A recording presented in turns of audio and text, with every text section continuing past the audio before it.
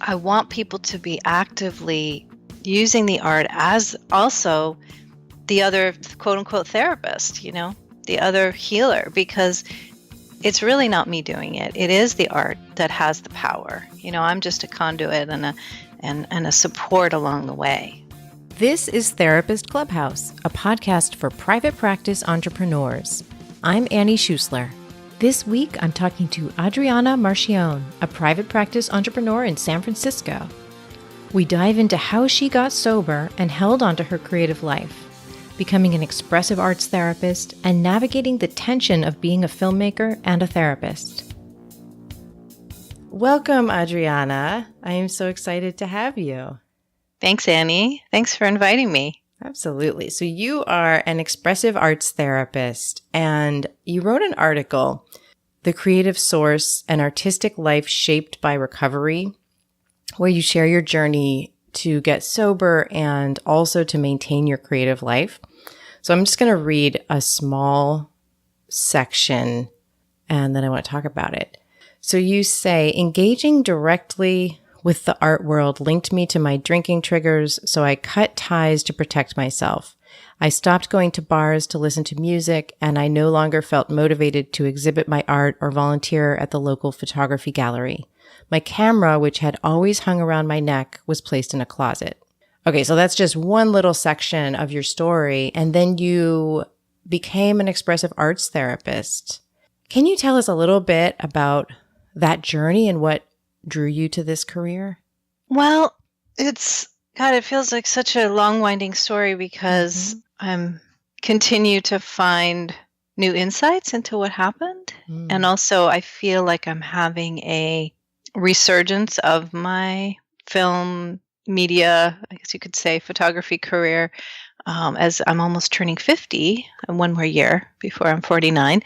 And so it almost feels like it's coming more into focus. But I hit bottom, which is a lot of how people describe how they get into recoveries. I hit bottom in some way, shape, or form. And I really hit bottom in my early 20s. And drinking had become a real crutch. And it was diminishing my life in many ways. And it was how I was coping, but it was also what was drawing me into a life that, that was very unhealthy and also destructive in a lot of ways. So when I got into recovery, then I had to get straight, we could say, quote unquote. I felt like I had to get organized. I had to let go of some of those people, of course. I mean, always, I think any big change, sometimes you have to let go of, certain people in your life that may not fit your new life. I had to let go of places. I had to make a lot of changes, and there wasn't a model for me. There wasn't a map for how to make the changes around my art life. So I felt like I was floundering on that level, and I had to do it in a very different way. So I started doing it in intimate ways. Like I would make very small collages, and I would just play with material, and nobody would see what I was doing. It was very private. And then I realized that the art was becoming more part of my healing journey, that it was very personal, and it was helping me grapple with feelings. It was helping me have a place, an outlet, but I wasn't necessarily sharing it with anybody like I used to. I wasn't out there as an artist. And so that drew me to the idea of, how could art be not just healing for me, but how could I look at that in a larger context of a career? And so I started doing, first I think I did a class, was what I began it all, with someone who had studied expressive arts therapy. And then that kind of prompted me to do a training, and then to get my master's in psychology and actually focus on working with people in recovery, which was what my master's thesis was all about. Beautiful. Yeah. So that's kind of how it started, was that realization of, okay, I'm going to try a different focus. And then you mentioned this just now, but you've created 2 films, including The Creative High. Just one. Just one? I'm working on The Creative High. 2 years into production. Oh, that's okay. A big story. Yeah. No. Yeah. And that's about artists who have faced addiction and found recovery. That sounds right. so important. Yeah, yeah. Well, our new tagline, because it's ever evolving as we're hoping to complete filming in the next 6 months. We're actually getting Mm. closer. Part of it has been fundraising and just, it's just hard to make an indie film and properly fund it. So, yeah, it's about the fine line actually between creativity, people who are artists, and how they walk a fine line between altered states and addictive behavior. Mm. And yeah, and it's highlighting and showcasing people in recovery from addiction from in various stages of recovery. I don't know if you figured this out yet, but are you going to be in the film as well as creating the film? Ah, well, originally the idea was that I was going to be in the film too, that Yeah. there was a way that I was going to narrate, or I was going to have some presence, even maybe the making of the film, because I've been going through my own process with how to be an artist now in Hmm. recovery, and balancing it. Sometimes not always balancing my art life very well because I can get very compulsive. It can Mm.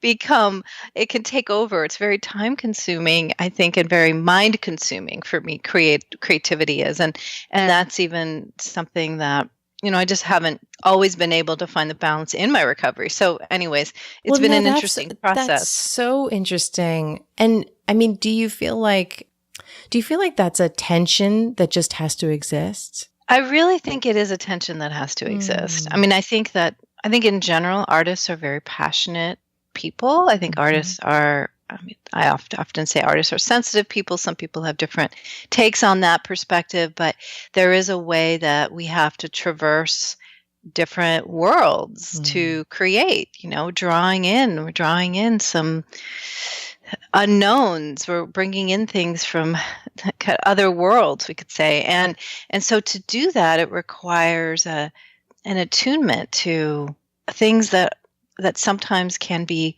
a little knock you off your ground, knock you off your every day. It's like out of the order, extraordinary world of art making. I think of it, which is amazing, but sometimes the boundaries can get a little loose. So, um, Ah.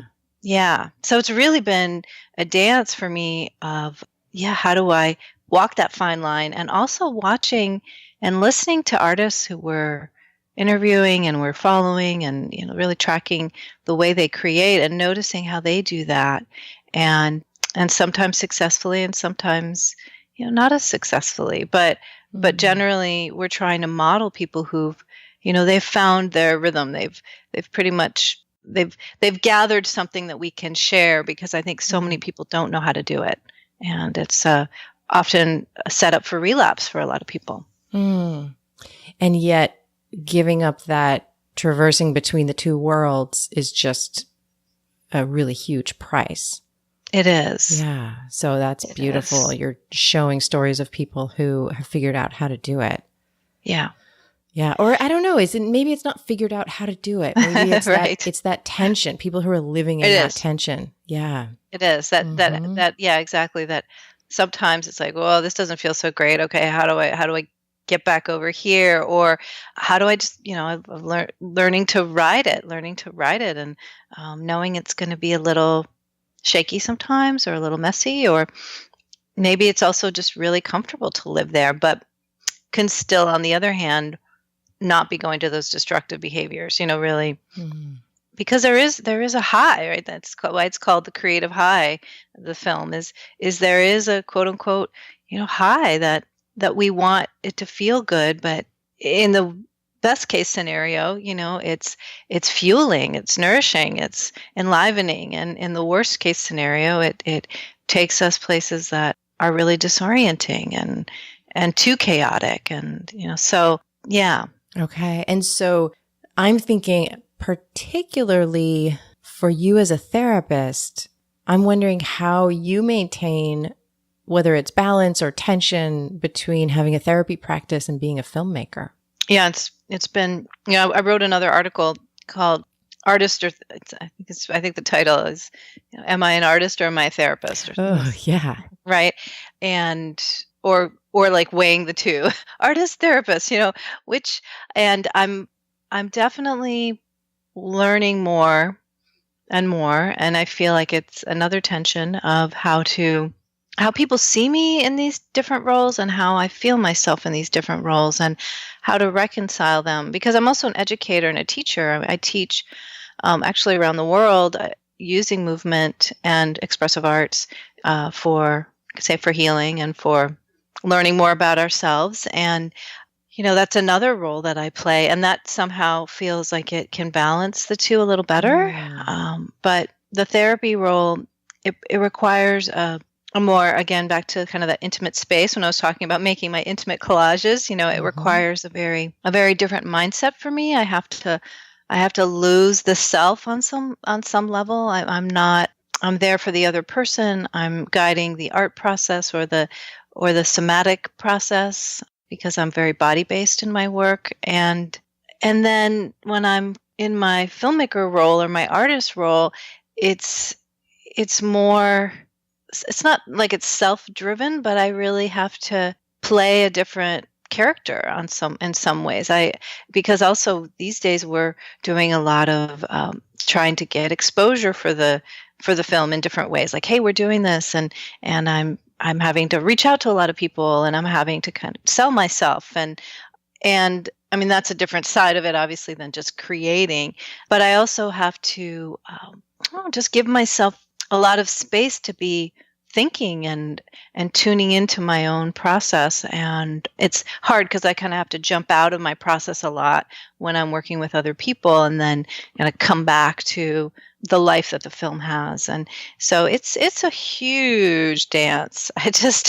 These days, sometimes I don't know if I'm doing it very well, because it's just been a grand juggle for sure. Yeah. Dancing between these different roles and these different parts of yourself. Yeah, I think maybe I'm still trying to understand it, so it's hard to fully articulate it. But there is a way that sometimes to me, like, being a therapist doesn't feel very, even that term I've been bracing against a little these days, because I feel like, well, that's not very cool. Like, being a therapist, like, being an artist, it's just, there's all this romance around it. Sometimes there's mystery, and I get to play more. And I've been doing therapy and working with people since really 2000, so getting close to 20 years. And I think that I've sacrificed something of my creative life.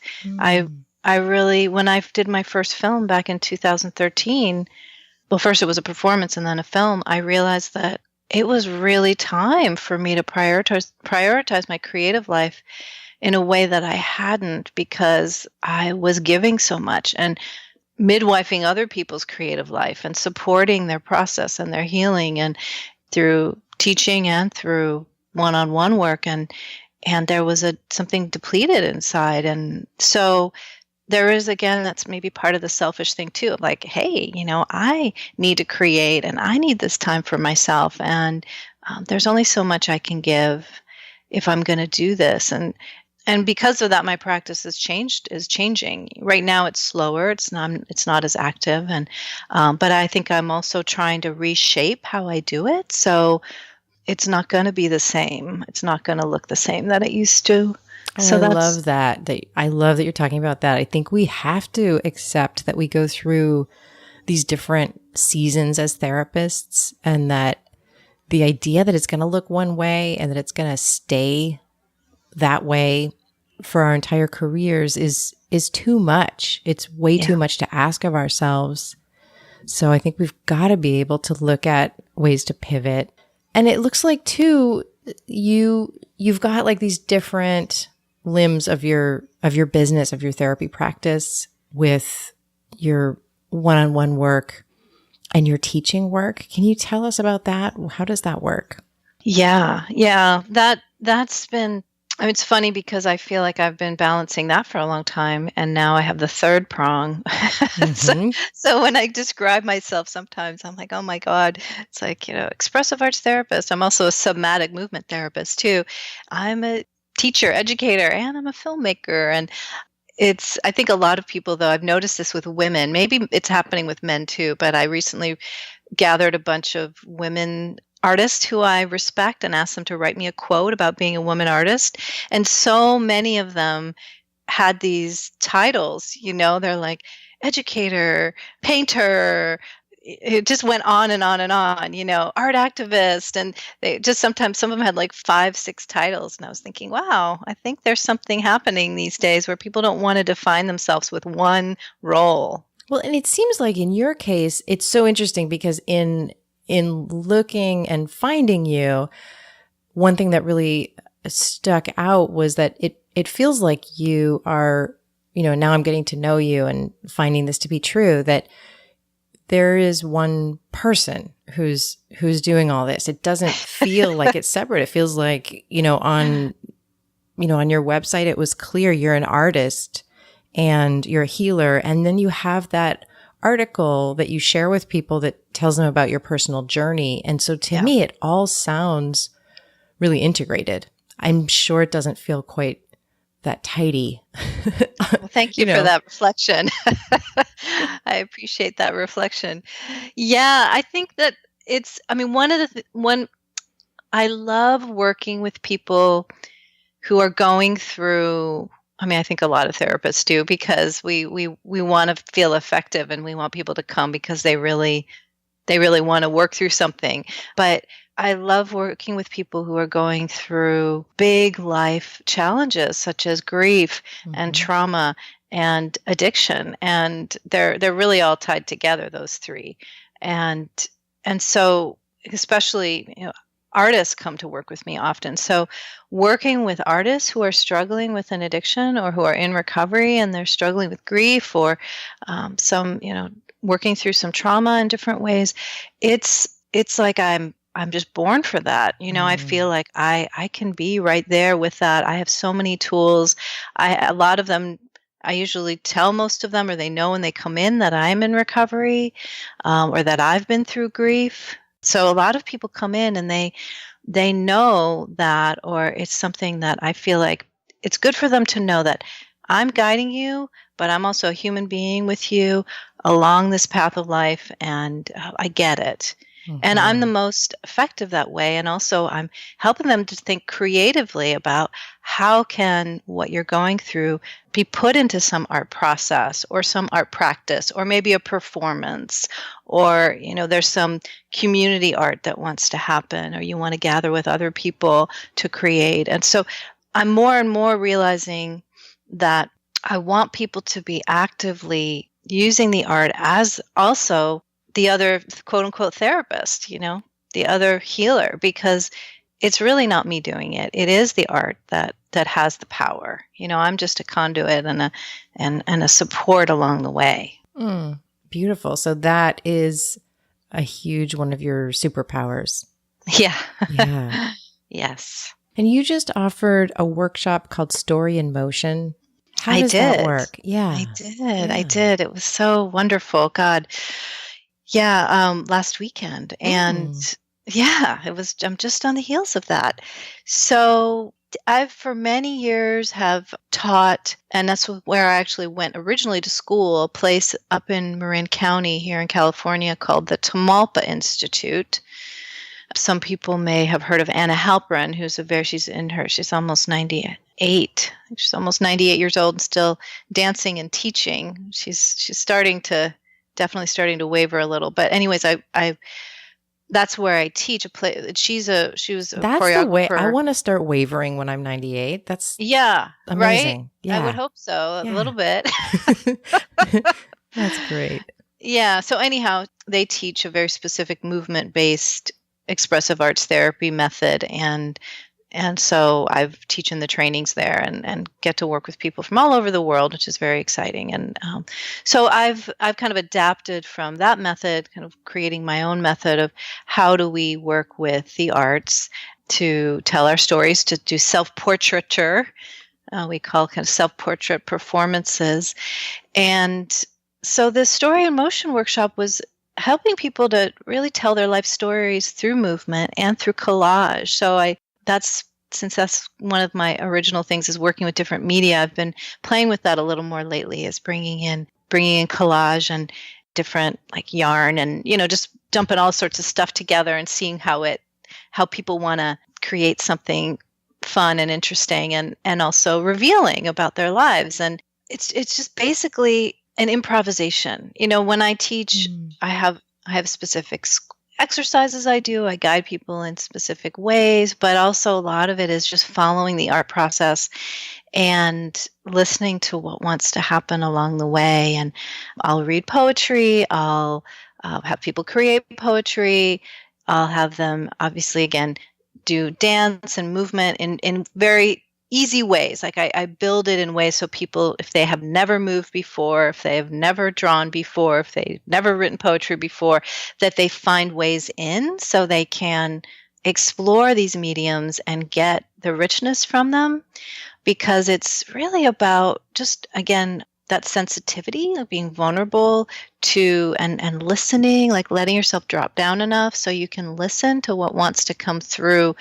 And our stories are really in our bodies, and they come through our emotions. And so it's listening in different ways other than just the mind telling the story, because we can get caught in loops with our stories. So I'm often helping people like find a story that's got you stuck. Find a story of your life that feels like it keeps repeating itself and you don't know how to get to a solution, or you don't know how to find another landscape, for your story. Like if you're stuck in a fear landscape, how do you get into a landscape where you start trusting again, or you start feeling more like yourself? And so I'm often, just helping people use the art as a guide, because there's all these pathways we can find through creativity to new insight, to new choices, to new ways of being, and also to envision. I really want people to envision what else is possible. And that's what, in many ways, art is all about, is there's so many ways that we have to imagine something first. And if we can see it, or we can feel it through a dance, or we can read it in a poem we create, then we know where we want to go. We have more of a map to get there. So that's part of how I work. And yeah, we had a great time. I kept it small, so I had a smaller group. And what's a small group for you? It was 10 people. Okay, wow. And how often do you do these? Well, part of what's happening right now, I was in Europe in September, and I did a similar one in Switzerland, in a place called Lausanne, Switzerland. It was called Movement Memoir, is what I called that one, but it was pretty similar to this one, except we didn't have collage, but we had drawing. And then I was in Paris, and I did a workshop called The Creative Connection, and then I'm not teaching the story in motion again for a little while. I have to figure it out when next. But I am doing a one-day workshop for people in recovery from addiction in February. So I'm always finding, I'm always doing some offering, but because of the film now, sometimes like this one in February is also a fundraiser for the film, right? So juggling it in different ways. Yeah, and I hear like you're juggling and you're working with the rhythms of your life. That it's not, for some therapists, it works really well to say, okay, I do this quarterly, and this is my calendar for the year. And I'm hearing for you've got your film and you've got a lot of travel, and so you've got a different kind of rhythm, and then it makes so much sense to go with that. It does. It's a little bit of a right. It's definitely, I have a very, what would be the word? I'm not a musician, so it's my rhythm doesn't have like the steady beat. It's definitely arrhythmic. Like I go off the beat a lot of the time, and that's been happening for years. One of the things is because of the teaching that I do at Tamalpa, there's definitely been a rhythm there. So I've had to kind of follow their rhythm. And sometimes I haven't been able to do any of my own workshops because I've been so consumed with my teaching there. So I'm really trying to shift that, because I feel like I need to continue to grow my own method and my own work outside of that. Again, I think it's another one of those moments of, right, yeah, how do I feed myself? How do I feed the work that really feels the most enlivening for me? Just like when I decided, I need to come back to my artist life, I'm trying to figure out like what rhythm do I need and what offerings do I want to do that really feel like they're coming from my own passion and my own my skill set now, because it continues to grow as I go along. And yeah. Yeah. Can I ask you about money? Yes, please ask me about money. I'm happy to share about money. I love that. So what do you charge for your individual sessions? Well, I'm about to raise my rates in the new year. Mm-hmm. I charge $140, but I'm going to raise my rates to $150 an hour in the new year. And I do have some sliding scale slots because I work with a lot of artists and creative people who often don't have a regular day job, or they're not corporate clients, shall we say, or coming from a place where they're very comfortable financially sometimes. So I do always have some sliding scale slots. Yeah. How do you feel about your new fee? Yeah, it's so funny. I've been, I have a tension around that because I want to be accessible, and a lot of times people tell me I'm too expensive, which is funny because I live in the Bay Area. I think we live in the Bay Area, right, in San Francisco, and I know many psychotherapists. I have many colleagues, many friends who are psychotherapists who charge a lot more than I do, or even, I want my consultant is, she charges I think almost $200, and couples therapist I had worked with my partner, he was like $250. And, a lot of people charge a lot.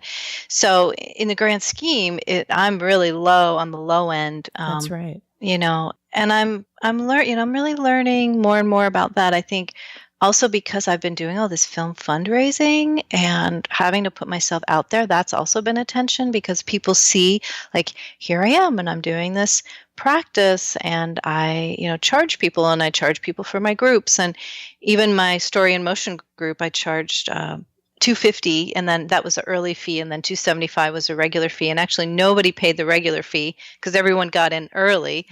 But I felt like, oh, is that too much? And, but after all this time, I really have to hold myself to it and just say, no, you just have to stick with this fee. You have to remember your worth and how long you've been doing this.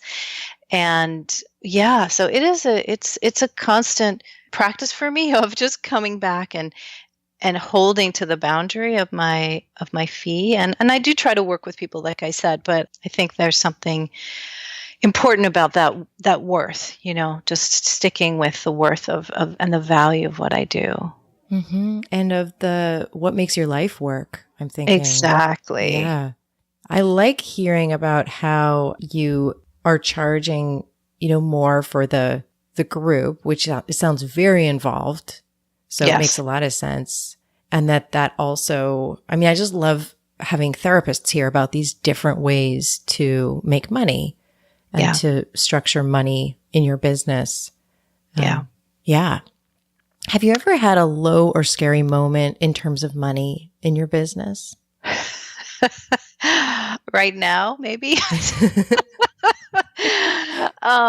What's happening literally is because the film is taking up so much energy and I'm not getting paid for it. I'm hoping eventually there'll be a return on it. That's the plan, is that it's going to be a platform for me to speak and do workshops around it and go to treatment centers with it, and just that it'll give me a lot more exposure, and people will be drawn to this idea of creative recovery, because I really don't think there's nearly enough awareness about it, and there isn't somebody that I've seen that's out there. There's a lot of people like spirituality and recovery, yoga and recovery, all these things, but the creative recovery to me is a missing piece. So I'm excited about the possibilities. But in the meantime, what's happening is there's so much time investment. There's so much emotional investment. I'm working with an amazing team, really experienced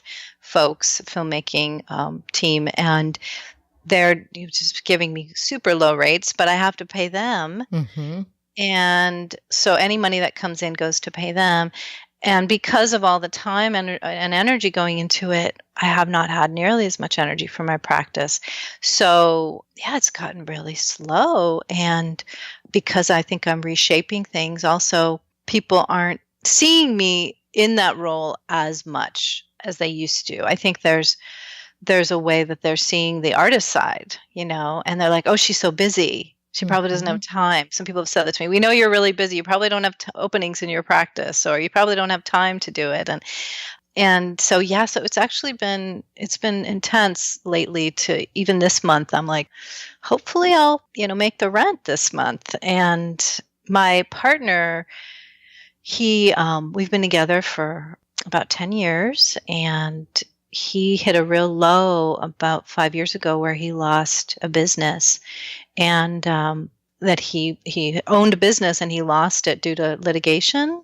And so he, for a while, was out of work for several years, and just in the last 4 months got a full-time solid job. But there was about 2 years where I have been the main breadwinner, in addition to trying to make my film, in addition to my practice and business. And so, we weren't sure if we could keep our place. I mean, there's all these things that happened around it that I think a lot of people didn't know about me, but maybe kind of suspected it was getting a little difficult, especially people, my close people, family and friends. So now, actually, in some ways, it's a little less scary, because I'm like, I'm not sure if I'm going to make the rent, but he can fill in the gap a bit here. But for a while, I just had to be going and making enough money so that we could keep everything afloat. Yeah. Different seasons. Different seasons. Yeah. Absolutely. Real life stuff. Yeah. And so it has not been easy. I think I was feeling really abundant for quite a while. Like, my work was very abundant and was very comfortable and saving money. But I got real set back, after his lack of work, and then my film taking up so much time. So yeah, it's been a real concern, and I'm trying to trust that this is a means to an end, and it is going to shift and change. But for now, I'm following my passion. Yeah. I'm trying to really just follow it, because I think there's something here for me, and there's also something that I really feel I have to offer. Yeah, and life is too short not to. Yeah. Yeah. I really think that it's again like how it's not, I mean, this is not the most lucrative business we know to be in. Yeah. But I also see people, very comfortable. A lot of my colleagues, and definitely I've had at times when, this is pretty cool. I get to do something that I make a real difference in the world, and I get paid for it. There's value, that people value it. And we live in a place too where people value therapy. We really value therapy. And so I think the Bay Area is very unique and special in that way. And hopefully therapy is growing in general. People more and more value it. But there's so many opportunities, and being able to mix it up, like you said, like doing my groups, having my teaching opportunities. And so that also has made it work for me too, is not just having the one thread of individual work, but that's more personality. I can't sit still too long. Yeah. So I need to be moving and interacting with people in a different way than just the one-on-one. That's also just choice. But yeah. And Adriana, what is the best place for therapists to find you and throw compliments at you? Okay. I love working with therapists as well. And actually, I do work with a lot of creative-minded therapists. And I think that anybody who's a therapist actually is creative-minded, because we do have to think critically. And so I'm on Facebook, I'm on Instagram, and it's easy to find me both places. There's also the film. The film is on all these social media platforms as well. So it's always easy to message me on Facebook. You can email me through my website. My website is adrianamarchione.com, and the Creative High website is creativehigh.com. People can also watch my first film, which is a 30-minute documentary about grief in the arts, which can be a really great resource for people moving through grief. And so When the Fall Comes is also available on demand for just a couple bucks. You can watch that. Oh, so great. You can find me any of those ways. Great. Thank you so much, Adriana. Such a pleasure to talk to you. Thanks so much. This was wonderful. Great way to start my day. Here's a question to chew on. Question to chew on. Is there a part of you that you're not expressing? Adriana talked about how important it was that she create films. Maybe the unexpressed parts of you aren't quite as time-consuming, or maybe they are. When we don't express important parts of ourselves, we lose energy and we burn out. And I think that weakens our clinical work. How can you make room for something in you that you're not expressing? I'll give you an example. I have a dream of being able to sing and play the piano at the same time. Just for myself, just in my living room. I haven't played piano in about 37 years, but I'm going to start exploring. Thanks for listening to Therapist Clubhouse. If you want help creating or expanding your private practice, head over to coachingwithannie.com. The Superpower Method for Therapists group program happens twice a year. Enrollment opens soon for the group starting next month.